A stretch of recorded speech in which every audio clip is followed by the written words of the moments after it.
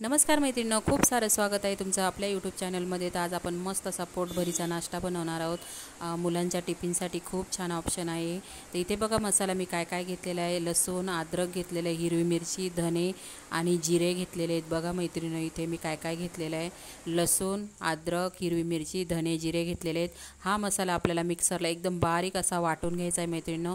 आणि इथे मी दुधी किसून घेतलेलं आहे। याच्यातलं पाणी नाही काढायचं, साल काढून घ्यायची दुधीची आणि आपल्या खोबरं किसतो त्या किसणीवरती किसून घ्यायचं आहे मैत्रिणींनो। याच्यातलं पाणी काढायचं नाही आहे आणि ह्याच पाण्यामध्ये आपल्याला पीठ मळायचं आहे। तर इथे बघा मसाला जो आपण घेतलेला आहे, त्या हिरवी मिरची तो वाटून घेतलेला आहे, मीठ टाकलेलं आहे, हळद टाकलेली, थोडी तीळ टाकलेली आहे मैत्रिणींनो। तर असा मसाला वाटायचा, खूप छान टेस्टी असे आपले पराठे तयार होतात, दुधीचे पराठे तयार होतात। तर दुधी कसं मुलं असं खात नाही, तर नक्की अशा प्रकारे तुम्ही बनवून द्या। तर इथे मी गव्हाचं पीठ घेतलेलं आहे मैत्रिणींनो आणि भरपूर अशी सारी कोथिंबीर टाकायची, तुमच्याकडे असेल तेवढी कोथिंबीर टाका त्याच्यामध्ये। तर इथे बघा मी पीठ मळून घेतलेलं आहे। तर खूप पातळ जाड असं नाही मळायचं, म्हणजे मीडियम, खूप घट्ट आणि पातळ नाही मळायचं, मीडियम असं पीठ आपल्याला मळून घ्यायचं आहे। आणि 5-6 मिनटासाठी आपल्याला पीठ ठेवून द्यायचं आहे मैत्रिणींनो। मस्त खूप छान होतात हे पराठे दुधीचे। मुलं कसं दुधी असा बिलकुलही खात नाही, भाजी पण नाही खात। आणि तुम्ही कशी पण भाजी बनवा, मुलं बिलकुल दुधी म्हटलं की मुलं एकदम नाक मोरडतात, बिलकुल खात नाही। तर नक्की असे बनवून द्या तुम्ही मुलांना। टिफिनसाठी चटणी बनवा मस्त खोबऱ्याची, किंवा सॉसबरोबर खाल्लं तरीही चालेल, खूप छान होतात, एकदम टेस्टी होतात मैत्रिणींनो। मुलांना कळणारही नाही की हे दुधीचे पराठे आहेत म्हणून, खूप छान लागतात मैत्रिणींनो। नक्की एकदा तुम्ही ट्राय करून बघा। आणि ही रेसिपी माझी कशी वाटली तुम्हाला नक्की मला कॉमेंट बॉक्समध्ये सांगा मैत्रिणींनो। आणि कोण नवीन मैत्रिणी असतील चॅनलला प्लीज माझ्या सबस्क्राईब पण करा। व्हिडिओ बघितल्यानंतर प्लीज व्हिडिओला एक लाईक करायला मैत्रिणींनो विसरू नका। तर इथे बघा आपण जसं चपाती लाटतो त्याचप्रमाणे, खूप पातळ नाही, जाड नाही, त्याप्रमाणे आपल्याला लाटून घ्यायची आहे। चपातीसारखंच आपल्याला लाटायचं आहे। आणि याच्या आतमध्ये तेल लावलं नाही तरी चालेल। आणि तुम्हाला कसे पाहिजे, समजा कडक पाहिजे असेल तसे पण तुम्ही भाजू शकता, नरम पाहिजे तर नरम पण भाजू शकता।